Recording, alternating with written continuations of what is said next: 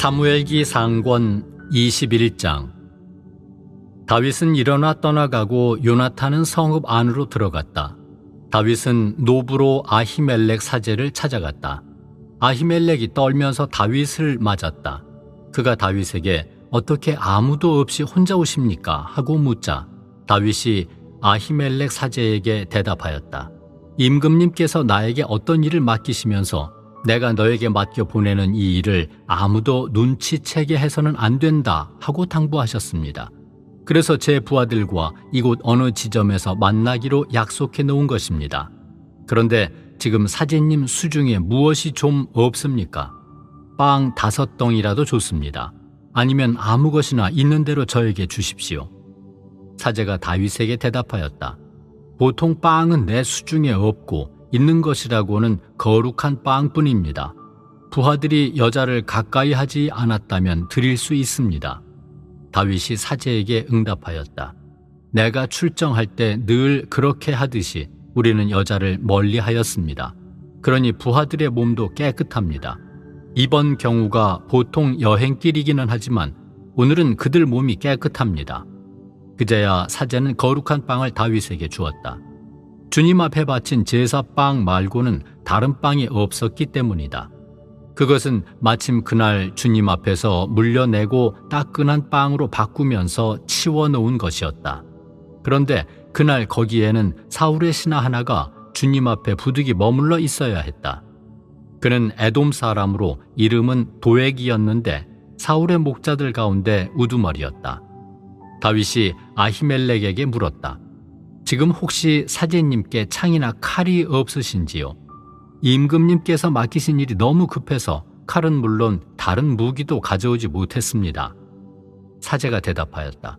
장군께서 엘라 골짜기에서 쳐 죽인 필리스티아 사람 골리앗의 칼이 있습니다.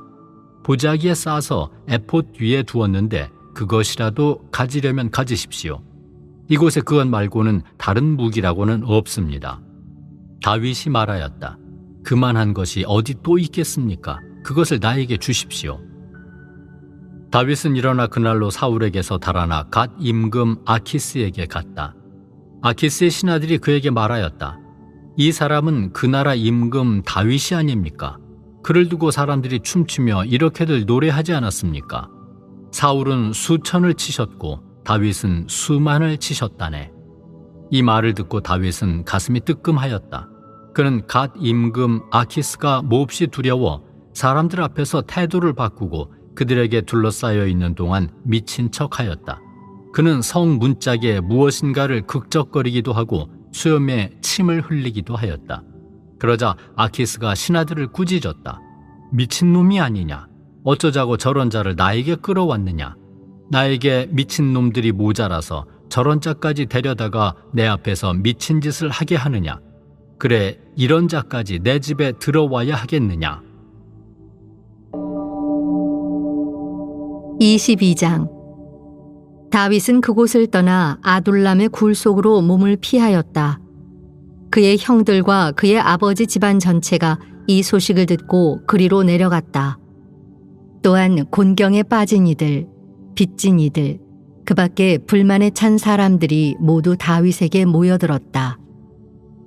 다윗이 그들의 우두머리가 되었는데 그 수는 400명가량 되었다. 거기에서 다윗은 모압의 미츠파로가 모압 임금에게 청하였다. 하느님께서 저를 어떻게 하실지 알게 될 때까지 저의 부모님이 임금님과 함께 머무르게 해주십시오. 이렇게 다윗은 모압 임금에게 그들을 맡겨 자신이 산성에 있는 동안 줄곧 그 임금 곁에 머물러 있게 하였다. 그런데 가드 예언자가 다윗에게 일렀다. 이 산성에 머물러 있을 것이 아니라 어서 유다 지방으로 가십시오. 그래서 다윗은 그곳을 떠나 헤렛 숲으로 들어갔다. 사울이 다윗과 그 부하들이 나타났다는 소식을 들었다. 그때 사울은 기브아의 높은 지대에 있는 에셀나무 아래에서 손에 창을 들고 앉아 있었는데 모든 신하가 그 주변에 둘러서 있었다.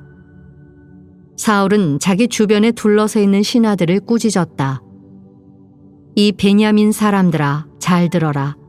이사이의 아들이 너희 모두에게 밭과 포도원을 주고 너희를 모두 천인대장이나 백인대장으로 삼을 줄 아느냐? 그래서 너희가 모두 나를 거슬러 음모를 꾸민 것이냐? 내 아들이 이사이의 아들과 계약을 맺었을 때도 나에게 알려준 자가 아무도 없었다. 또 내 아들이 오늘 이처럼 내 신하를 부추겨서 나를 치려고 노리는데도 너희 가운데에는 나를 염려하여 알려주는 자가 아무도 없다. 그때 에돔 사람 도액이 사울의 신하들 곁에 서 있다가 이렇게 응답하였다. 제가 이사이의 아들을 보았습니다. 그는 노브로 아히투베 아들 아히멜렉을 찾아온 적이 있습니다. 그때 아히멜렉은 그를 위하여 주님께 여쭈어 본 다음 그에게 여행 양식을 주고 필리스티아 사람 골리앗의 칼도 내주었습니다. 임금은 노베에 있는 아히투베 아들 아히멜렉 사제와 그 아버지 집안의 사제들을 모두 불러들였다. 그들이 모두 임금 앞에 나오자 사울이 아히투베 아들아 잘 들어라 하고 말하였다. 아히멜렉이 예 임금님 말씀하십시오 하고 대답하였다. 사울이 그를 꾸짖었다. 너는 어찌하여 이사이의 아들과 더불어 나를 거슬러 음모를 꾸몄느냐? 어찌하여 그에게 음식과 칼을 내주고 그를 위하여 하느님께 여쭈어 보아 오늘 이처럼 나에게 맞서 일어나 나를 노리게 하였느냐? 아히멜렉이 임금에게 대답하였다. 임금님의 신하들 가운데 다윗만큼 믿을 만한 사람이 어디 있습니까? 그는 임금님의 사위이자 경호대장이며 궁궐에서 존경받는 사람이 아닙니까? 그리고 그를 위하여 하느님께 여쭈어 보는 일을 제가 오늘에 와서야 시작한 것입니까? 결코 그렇지 않습니다. 그러니 임금님께서는 이 일의 책임을 이 종이나 이 종의 아버지 집안 전체에 지우지 말아 주십시오. 이 종은 작건 크건 이 모든 일에 관해 아는 바가 전혀 없습니다. 그러나 임금은 너 아히멜렉과 네 아비의 온 집안은 죽어 마땅하다 하고 말하였다. 임금은 자기 주변에 둘러선 호위병들에게 명령을 내렸다.